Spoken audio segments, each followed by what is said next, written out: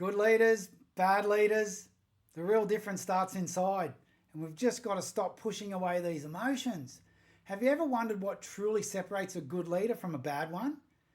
It's not just about how you manage people, it's about how well you know yourself. So, to be a great leader, you need clarity on why you're driven or want to overachieve, not just go and overachieve, why you react and why you do things in different situations, and what's motivating those actions. That's where inner growth comes in. It's just a nice to have. It's essential for leaders with success for both personal and professional lives. So, the key points and the things that we're going to dive into today are: one, how knowing yourself is the key to becoming a fantastic leader. Why inner growth leads to greater success, both professionally and personally. And the key traits that differentiate good leaders from bad leaders, and how self-awareness plays a massive critical role in all of this. You see, it's all in a time. A great people either succeed at work but struggling personally, or vice versa. But very few manage to get both right. It's not because they're incapable.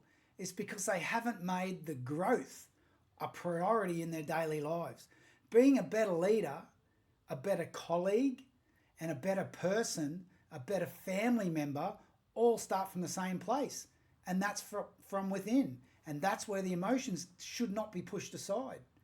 So when you don't understand your own motivations, or why you don't overachieve, you need to work out why. It becomes easy to fall into destructive leadership patterns, like micromanaging, motivating through fear. But when you have clarity and balance from the inside, you lead with empathy, care, trust, and compassion. So good leaders build trust with their team. Let's face it. They empower others by giving them space and autonomy. Bad leaders micromanage, never trusting their employees to do the job right. Good leaders motivate through empathy. They understand the challenges their team faces, inspire action through compassion. But the bad leaders motivate through fear again, pushing people to perform out of anxiety rather than passion. It's not a good place to be. Another good leadership, they handle hard conversations with care, showing understanding even in difficult times. But bad leaders resort to shouting, using intimidation rather than connection.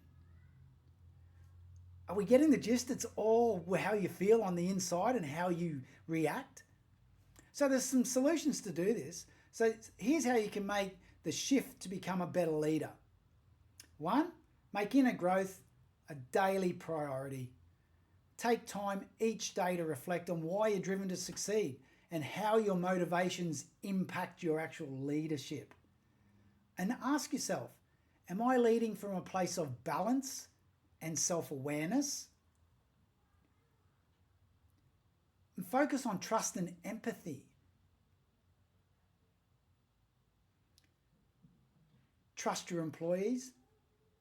Just allow them the space to excel on their own. Lead with that empathy again.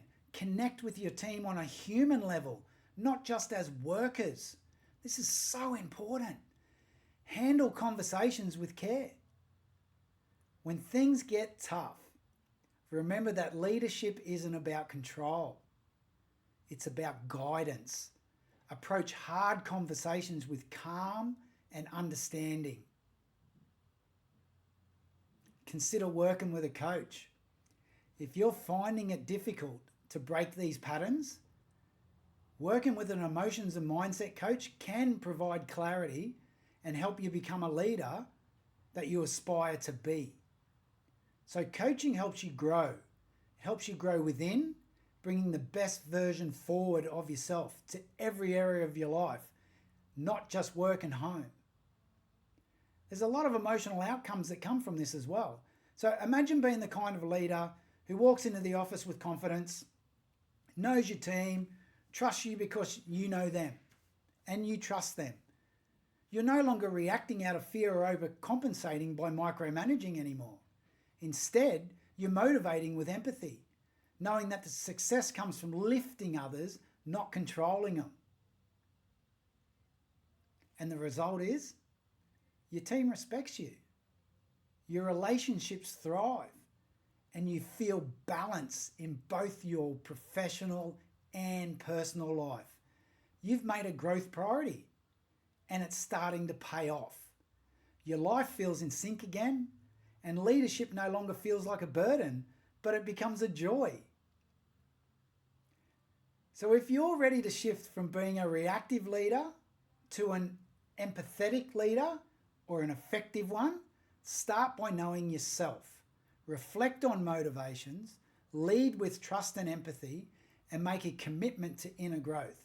And if you need guidance on this journey, consider reaching out to an emotions and mindset coach. Because the best leaders are those that lead themselves first.